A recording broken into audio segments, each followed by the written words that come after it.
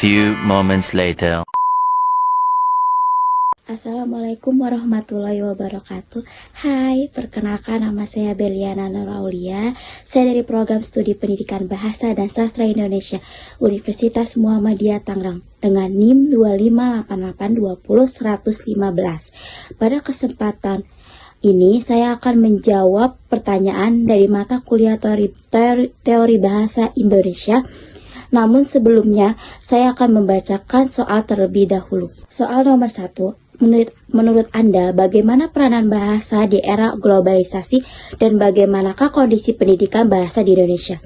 Jawabannya adalah bahasa memiliki peranan yang sangat penting di era globalisasi karena bangsa menjadi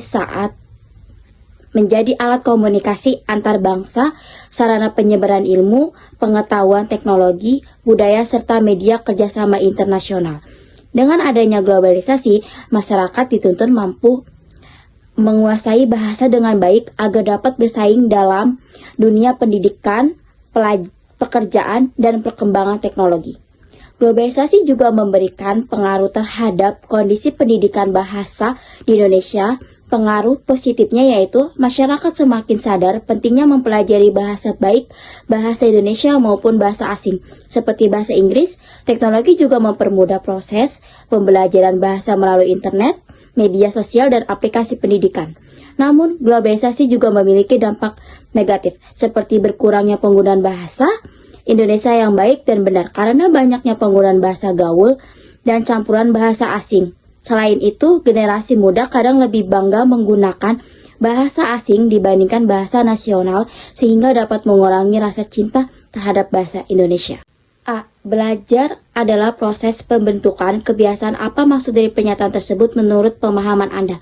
Maksud dari pernyataan tersebut adalah belajar dilakukan secara terus-menerus sehingga pembentuk kebiasaan baru pada diri seseorang. Kebiasaan itu muncul karena adanya latihan, pengulangan, dan pengalaman yang dilakukan secara berulang. Contohnya, seorang siswa yang setiap hari membaca buku akan terbiasa membaca dan akhirnya memiliki kebiasaan gemar membaca. Dalam belajar bahasa, seseorang yang sering berlatih berbicara bahasa Indonesia dengan baik akan terbiasa menggunakan bahasa yang benar dalam kehidupan sehari-hari. Pertanyaan kedua. Cermatilah ilustrasi berikut ini. Anak mempunyai dorongan untuk berbuat sesuatu, mempunyai kemauan dan aspirasinya sendiri. Belajar tidak bisa dipaksakan oleh orang lain dan juga tidak bisa dilimpahkan kepada orang lain. Belajar hanya mungkin terjadi apabila anak aktif mengalami sendiri. Jelaskan prinsip pembelajaran yang sesuai dengan ilustrasi tersebut. Jawabannya adalah prinsip pembelajaran yang sesuai dengan ilustrasi tersebut adalah prinsip keaktifan dan kemandirian belajar. Prinsip ini menjelaskan bahwa siswa harus terlibat secara aktif dalam proses pembelajaran agar memperoleh pengalaman belajar secara langsung. Belajar tidak dapat dipaksakan karena keberhasilan belajar bergantung pada kemauan, minat, dan usaha siswa sendiri.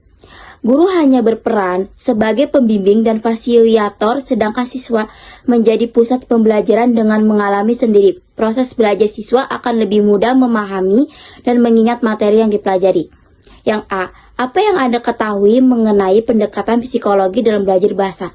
Jawabannya adalah pendekatan psikologi dalam belajar bahasa adalah pendekatan yang mempelajari proses mental, perilaku, serta perkembangan peserta didik dalam memahami dan menggunakan bahasa.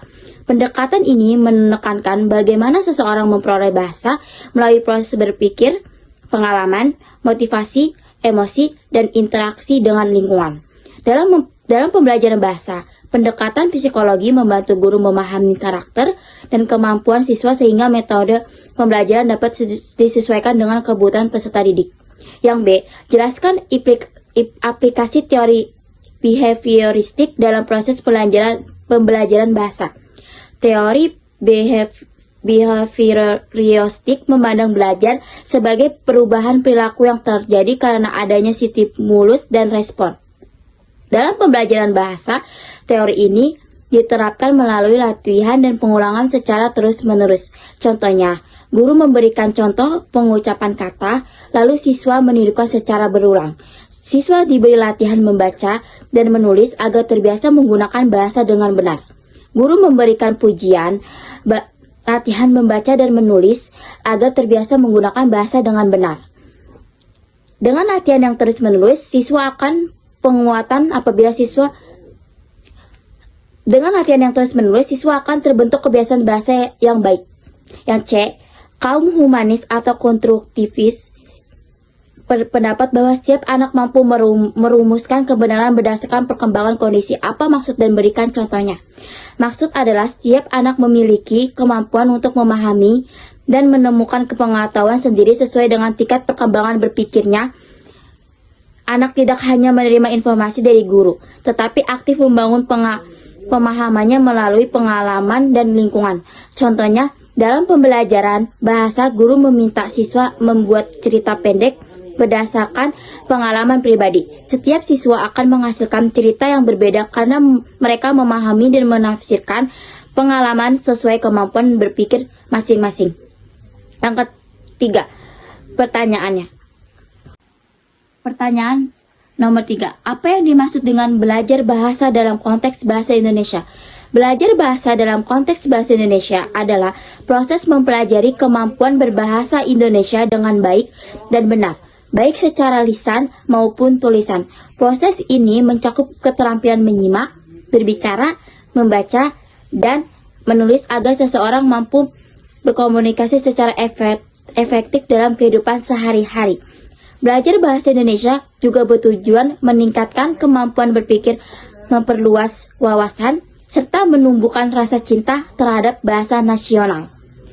Dalam proses belajar terjadi kelupaan sistematis yang tak bersifat menasuka sebagai bentuk pemangkasan kognisi. Apa maksud dan berikan contohnya? Maksud dari pernyataan tersebut adalah dalam proses belajar seseorang dapat melupakan informasi tertentu secara alami karena otak melakukan penyederhanaan atau penilaian informasi. Kelupaan tersebut terjadi bukan disengaja, melainkan karena otak hanya mempertahankan informasi yang dianggap penting atau sering digunakan. Contohnya, siswa yang pernah mempelajari banyak istilah bahasa, tetapi jarang digunakan akan lebih mudah lupa terhadap istilah tersebut. Sebaliknya, kata atau materi yang sering dipakai dalam kehidupan sehari-hari akan lebih mudah diingat. Sekian dari saya. Wassalamualaikum warahmatullahi wabarakatuh.